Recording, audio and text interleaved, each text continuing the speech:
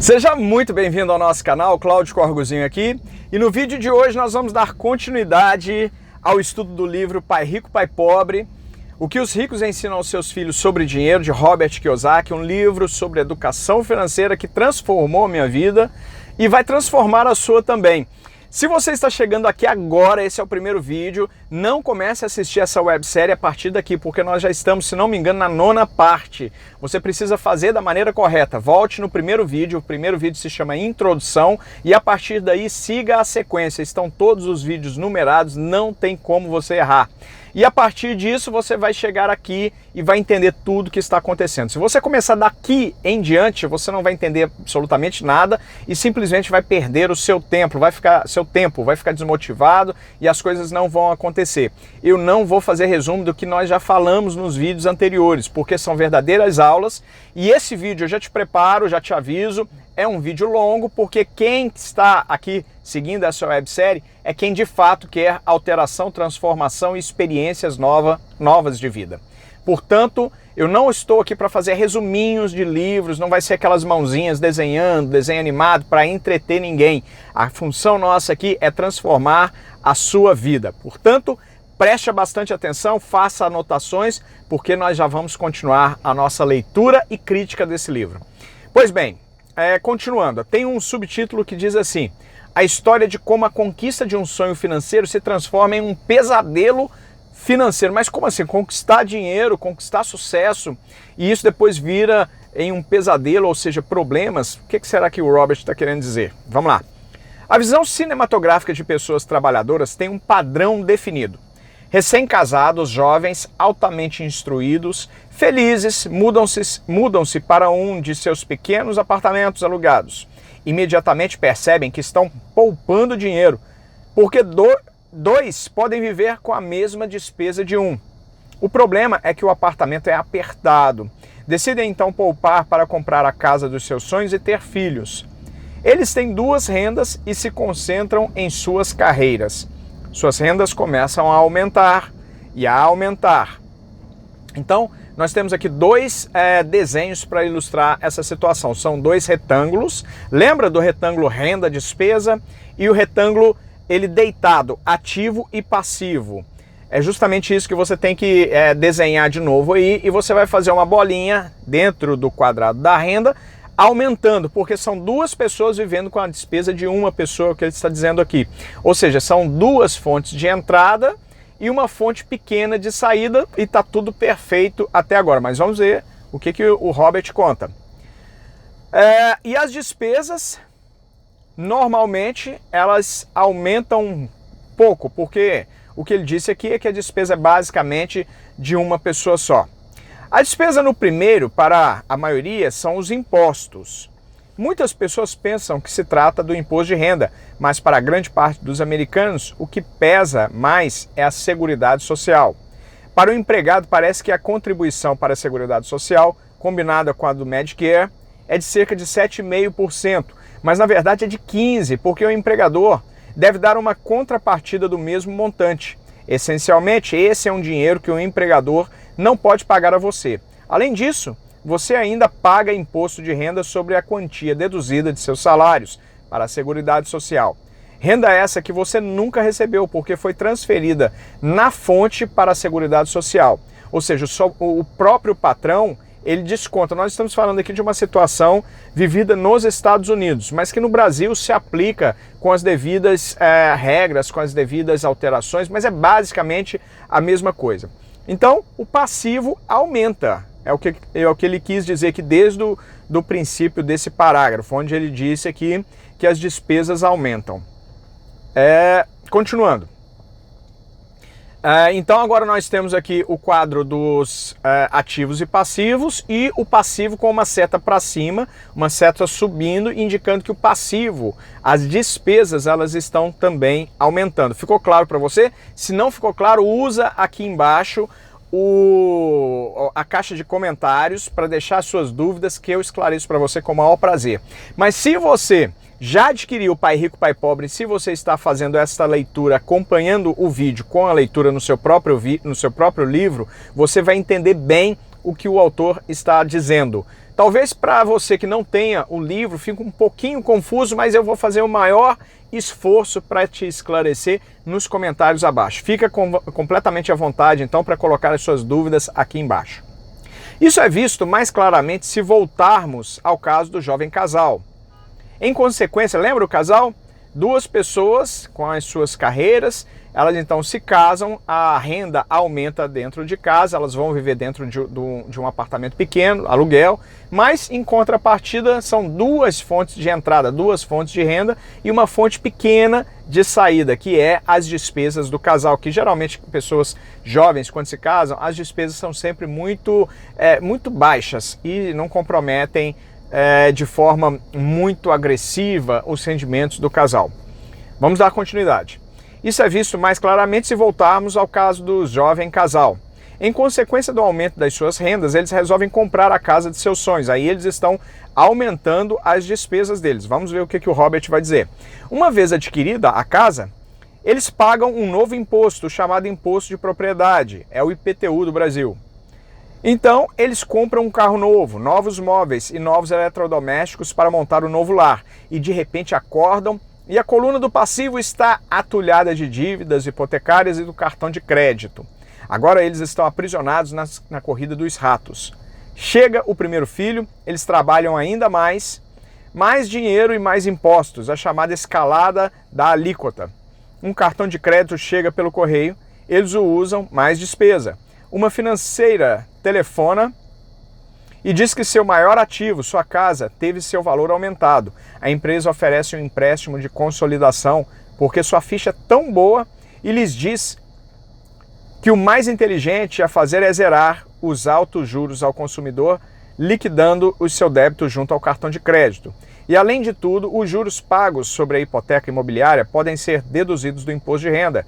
Eles aceitam e zeram os débitos de seus cartões de crédito, onerados pelos elevados juros ao consumidor. Eles suspiram aliviados, pensando que está tudo resolvido.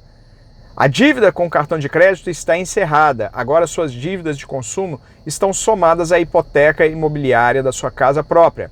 As prestações mensais são reduzidas porque ampliaram o financiamento para 30 anos. 30 anos pagando uma mesma dívida. Será que isso é inteligente? As prestações mensais são reduzidas porque ampliaram o financiamento para 30 anos. Então é uma maquiagem ali para impedir que as pessoas vejam o que de fato está acontecendo. É a atitude muito inteligente. O vizinho os convida para irem às compras, afinal está começando a liquidação do Memorial Day. É um dia de feriado aqui nos Estados Unidos. Uma chance de poupar algum dinheiro, é mais ou menos como a Black Friday. Eles se dizem, não vamos comprar nada, só vamos olhar. Mas para a eventualidade de achar uma boa oferta, põe aquele cartão novo de crédito na carteira. Encontro este jovem casal a toda hora. Seus nomes mudam, mas seu dilema financeiro é o mesmo. Eles vêm às minhas palestras para ouvir o que eu tenho a dizer. Perguntam-me, o senhor pode nos dizer como ganhar mais dinheiro? Seus hábitos de compra os levam a buscar mais renda. Lembrando que o problema não está em quanto você ganha, mas como você administra o que chega às suas mãos. É aí que está o segredo. As pessoas, elas não são educadas para aprender a trabalhar com dinheiro. Então toda e qualquer oferta, oportunidade que aparece, a pessoa simplesmente vai lá e passa o dinheiro de plástico, o cartão, e pensa que o problema está no cartão. Pensam que o vilão é o cartão, enquanto não é. O vilão é a mentalidade das pessoas, a mentalidade gastadora, mentalidade que não tem educação ou conhecimento financeiro, não sabe lidar com o dinheiro e simplesmente transferem a culpa, que é o natural, o normal do ser humano. Será que você é assim? Será que você não sabe trabalhar com dinheiro, você nunca recebeu educação financeira e pensa ou joga a culpa pelo seu estado financeiro, no seu cartão de crédito, nos bancos, no seu patrão? Será? Já parou para pensar isso? É uma pergunta, você precisa responder com toda honestidade para você sair do buraco financeiro no qual você se encontra. Vamos lá. Eles nem sabem que o problema está na forma que escolheram para gastar o dinheiro que têm. São provocados por seu analfabetismo financeiro e por não entenderem a diferença entre um ativo e um passivo. Lembrando, ativo é o que coloca dinheiro no seu bolso e passivo financeiro é aquilo que tira dinheiro do seu bolso. Raramente os problemas de dinheiro das pessoas são resolvidos com mais dinheiro. A inteligência resolve os problemas. Um amigo meu costuma repetir uma frase para as pessoas endividadas. Se você descobre que se enterrou num buraco, pare de cavar. Quando criança, meu pai dizia frequentemente que os japoneses conheciam 3 poderes. O poder da espada, o poder da joia e o poder do espelho. A espada simboliza o poder das armas. Os Estados Unidos têm gastado trilhões de dólares em armamento e por isso são a presença militar suprema do mundo. A joia representa o poder do dinheiro. Há uma certa verdade no dito. Lembre-se da regra de ouro. Quem tem o ouro faz as regras. Lembre-se da regra de ouro. Quem tem o ouro faz as regras. O espelho significa o poder do autoconhecimento. Esse autoconhecimento, de acordo com a lenda japonesa, era o mais apreciado dos 3. Os pobres e a classe média muitas vezes permitem que o poder do dinheiro os controle, ao simplesmente acordar e trabalhar mais arduamente, deixando de perguntar-se a si mesmos se o que fazem tem sentido. Eles dão um tiro no próprio pé na hora em que saem da casa todos os dias. Por não entendê-lo plenamente, a maioria das pessoas permite que o formidável poder do dinheiro exerça o controle sobre elas. Contudo, o poder do dinheiro é usado contra elas. Se usassem o poder do espelho, teriam se perguntado: isso tem sentido? Com muita frequência, em vez de confiar em sua sabedoria íntima, a maioria das pessoas acompanha a multidão, faz o que as outras pessoas estão fazendo.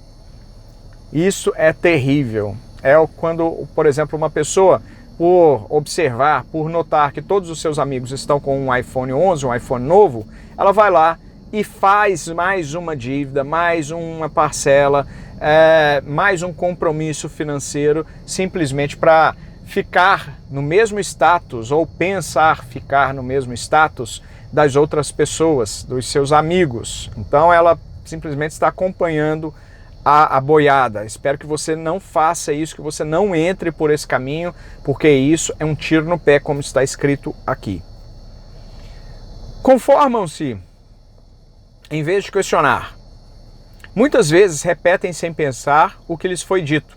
Ideias como diversifique, ou sua casa é um ativo, sua casa é o maior investimento, você terá uma redução nos impostos endividando-se mais, consiga um emprego seguro, não assuma riscos. Talvez você já tenha ouvido falar algum desses ditados, algum desses aconselhamentos. Será que eles realmente resolvem o problema do dinheiro? Disse que para muitas pessoas o medo de falar em público é maior do que o medo da morte. De acordo com psiquiatras, o medo de falar em público é provocado pelo medo do ostracismo, o medo de aparecer, o medo das críticas, o medo do ridículo, o medo de se tornar um pária. O medo de ser diferente impede que muitas pessoas busquem novas formas de resolver os seus problemas. É por isso que meu pai instruído dizia que os japoneses davam o maior valor ao poder do espelho, porque somente quando nós, como seres humanos, nos olhamos no espelho, encontramos a verdade. Isso é forte. E a principal razão pela qual as pessoas dizem procure segurança é o medo. Isso vale para tudo: esporte, relacionamento, carreira e dinheiro. É esse mesmo medo, o medo do ostracismo, que leva as pessoas a se conformarem e não questionarem opiniões aceitas ou tendências generalizadas. Está todo mundo comprando determinado tênis, com a determinada cor, com a determinada altura, determinado modelo. Aí você vai e compra o mesmo tênis. Está entendendo o que o Robert está querendo dizer aqui? Então você precisa dizer não a essas tendências, onde está todo mundo andando. Toda a maioria é burra, presta atenção nisso, não seja parte da maioria. Então você tem que aprender a pensar por si mesmo, somente pensando por si mesmo, pensar: será que vale a pena comprar outro telefone, ou adquirir esse tênis, ou aquela calça, ou aquele carro? Será que eu realmente preciso, nesse momento, fazer uma dívida? Será que se eu esperar um pouco mais, se eu aumentar os meus rendimentos, ter o dinheiro para pagar à vista, não seria melhor do que entrar em juros, em financiamento? Tudo isso você precisa se questionar. para de acompanhar as modas ou os modismos, as tendências e começa a pensar por si mesmo. Será que isso vale a pena? Será que isso é bom para mim? Porque às vezes nem sempre, ou melhor, a maioria das vezes nem sempre aquilo que é bom para os seus amigos será bom para você também, porque cada um tem a sua própria realidade, tem as suas próprias convicções, as suas próprias definições de mundo, visão de mundo, enfim. Você precisa começar a pensar por si mesmo para você colocar as suas próprias metas e objetivos. E a partir disso, focar nas suas metas e objetivos e parar de simplesmente ficar criando despesas e aumentar cada vez mais as suas dívidas. Quem cria muitas dívidas, ele simplesmente não consegue alavancar, ele não consegue simplesmente crescer na vida financeira. Então tem muita gente que diz por aí que é extremamente importante adquirir dívidas porque as dívidas são boas, as dívidas fazem as pessoas crescerem na vida. Você vai observar que quem diz isso são pessoas que não fazem dívidas, são pessoas ricas já estabelecidas. Então, será que quando elas estavam no processo de crescimento elas fizeram dívidas? E como que foi feita essa dívida delas? Será que elas fizeram essas dívidas baseado em tudo que elas já tinham, em um patrimônio que elas já tinham e já ofereciam como garantia? Então tudo isso tem que ser analisado, porque a sua história não é a mesma história das outras pessoas que te cercam.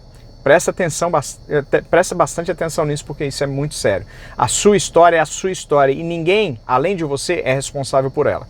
Se faz sentido para você, deixa um like nesse vídeo agora, para você não se esquecer. Vamos lá. Quando Mike e eu estávamos com uns 16 anos, começamos a ter problemas na escola. Não éramos maus garotos, apenas começamos a nos distanciar da maioria. Trabalhávamos para o pai do Mike depois das aulas e nos fins de semana. Muitas vezes Mike e eu passávamos horas depois do trabalho sentados junto do seu pai, enquanto este se reunia com diretores de banco, advogados, contadores, corretores, investidores, gerentes e empregados. Ele era um homem que deixara a escola aos 13 anos e agora dirigia, instruía, comandava e questionava pessoas com alto nível de escolaridade. Elas acorriam, deve ter sido algum erro de digitação. Elas corriam ao seu chamado e se preocupavam quando ele não as aprovava. Esse era um homem que não tinha acompanhado a multidão. Olha como é forte e importante isso. Este era um homem, o pai do Mike, o pai rico do Robert, um homem que não tinha acompanhado a multidão, ou seja, ele pensava por si mesmo. Um homem que pensava por si próprio, acabei de dizer, e detestava as palavras. Temos de fazer assim porque todos fazem assim. Ele também odiava ouvir. Não é possível. Se você quisesse levá-lo a fazer alguma coisa, bastava dizer: acho que o senhor não consegue fazer isso. Pessoas que gostam de desafio. Mike e eu aprendemos mais assistindo a essas reuniões do que em anos de escola, incluindo a faculdade. O pai de Mike não tinha uma instrução formal, mas tinha conhecimentos financeiros e, em consequência, era bem-sucedido. Ele costumava repetir para nós: uma pessoa inteligente contrata pessoas mais inteligentes do que ela mesma. Portanto, Mike e eu tínhamos o privilégio de passar horas ouvindo e, no processo, aprendendo com pessoas inteligentes. Mas, por causa disso, Mike e eu não podíamos acomodar-nos ao dogma padrão que nossos professores pregavam. E isso criava problemas. Sempre um professor falava: se vocês não tirarem boas notas, vocês não se sairão bem no mundo real. Mike e eu franzíamos as sobrancelhas quando nos diziam para seguir as normas e não nos desviarmos das regras. Víamos que este processo de ensino desestimulava de fato a criatividade. Começamos a entender porque Pai Rico nos dizia que as pessoas se destinavam a formar bons empregados. Ou melhor, começamos a entender porque Pai Rico nos dizia que as escolas se destinavam a formar bons empregados em lugar de bons empregadores. De vez em quando, Mike e eu perguntávamos aos nossos professores como se aplicava na prática o que estávamos estudando, ou por que não estudávamos o dinheiro como ele funcionava. Esta última pergunta era muitas vezes respondida com a afirmação de que o dinheiro não era importante, que se nós tivéssemos uma educação excelente, o dinheiro viria atrás. Quanto mais sabíamos sobre o poder do dinheiro, mais nos distanciávamos dos nossos mestres e colegas. Então ele está dizendo aqui que justamente o conflito que havia entre o que ele recebia na escola e o que ele recebia do pai rico dele era muito grande.